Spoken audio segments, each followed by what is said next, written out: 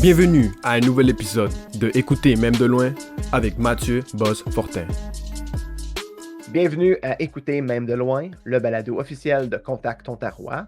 Mon nom est Mathieu Fortin et je suis votre animateur. Je suis dans mon studio. Derrière moi, on peut voir un mur de briques rouges. Je porte un t-shirt noir, un chapeau noir, une barbe et je suis caucasien.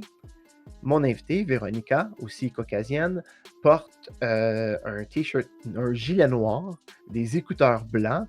Elle est assise dans son bureau à la maison et elle a des cheveux bruns aux épaules. Bonne écoute! À la balado, on reçoit Véronica, directrice artistique de l'Aubergine et metteur en scène de Là-bas. Bonjour Véronica. Bonjour Mathieu. Vous nous présentez Là-bas, une œuvre clownesque qui raconte une histoire qui semble assez intrigante. Est-ce que tu peux me parler de cette histoire?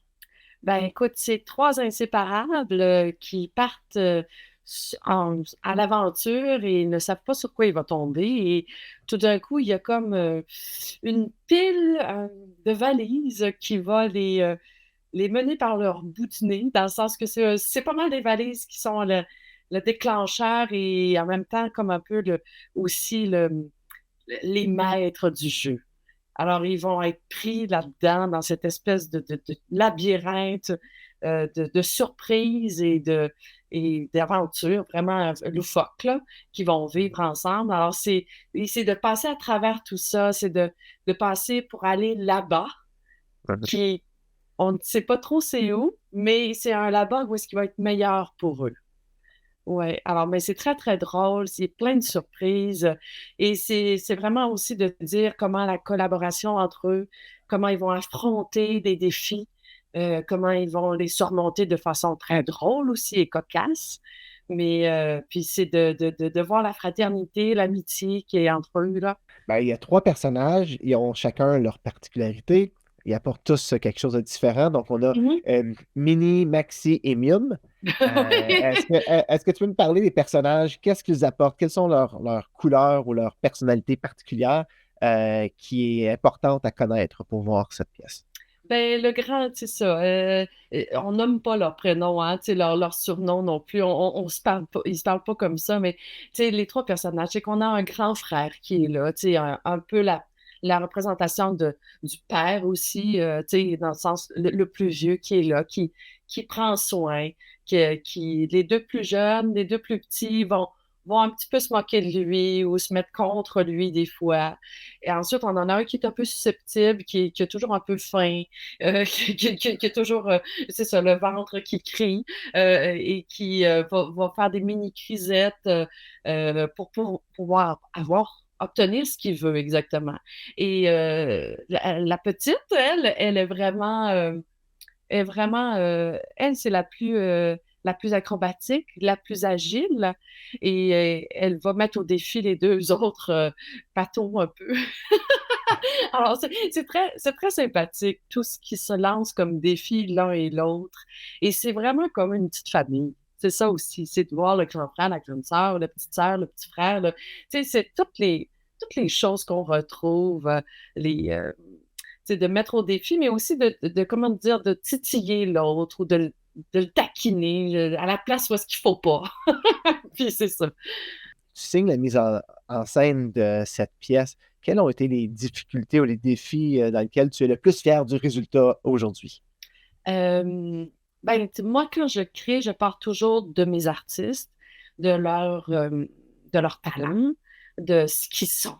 Et physiquement aussi, et tout ça, et c'est beaucoup eux qui est ma matière première. Et ce que je suis le plus fière, c'est que ce trio est vraiment incroyable ensemble. Ont leur personnalité, ont leur... Et ce qui a été le plus difficile, c'est qu'on avait beaucoup de matériel et c'était de faire un choix parce qu'on a ri beaucoup. Et tu sais, moi, j'aime beaucoup créer dans la joie, le bonheur. Et je pense que ça se ressent sur scène. Et oui, c'est très physique. Et ils mouillent leur chemise, comme on dit. C'est très sportif. Mm-hmm. Et ils sont d'une générosité incroyable. Ça, je suis très fière et je suis très fière de mon équipe de création aussi, de concepteurs, musique, Stéphane Caron, décor, éclairage de Christian Fontaine et Julie Morel au costume. Pour moi, c'est vraiment un bon... On a reçu la semaine dernière le prix de la critique à Québec pour le spectacle jeunesse de l'AQCT et comme quoi c'était le meilleur spectacle de l'année jeunesse à Québec des critiques. Alors, tu sais, c'est ça se passe bien, on est heureux, c'est un beau spectacle et je pense que, en tout cas, j'y souhaite une grande vie. Oui. Avec là-bas, c'est une œuvre que tu semblais avoir beaucoup d'affection, que tu es enfin, on peut la présenter aux gens. Qu'est-ce qui te tient à cœur de cette pièce là-bas? Ben, c'est quand je suis rentrée à l'Aubergine en 2018, c'était mon premier projet. Et on a fait des auditions, on a créé une petite équipe avec mes concepteurs aussi, et on a commencé à créer ensemble.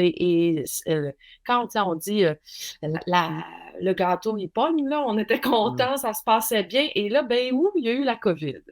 C'est ça. Et puis, comme je l'ai dit, c'est trois inséparables, c'est des tissés serrés, ils sont collés-collés. C'était ça, tout le départ aussi, que les trois formaient un être ensemble, physiquement aussi. Alors là, ben, c'était pas possible de continuer pendant la COVID, on sait bien. Et toute mon équipe est restée fidèle, mais restée fidèle et sont restés encore après ces 2 années d'attente.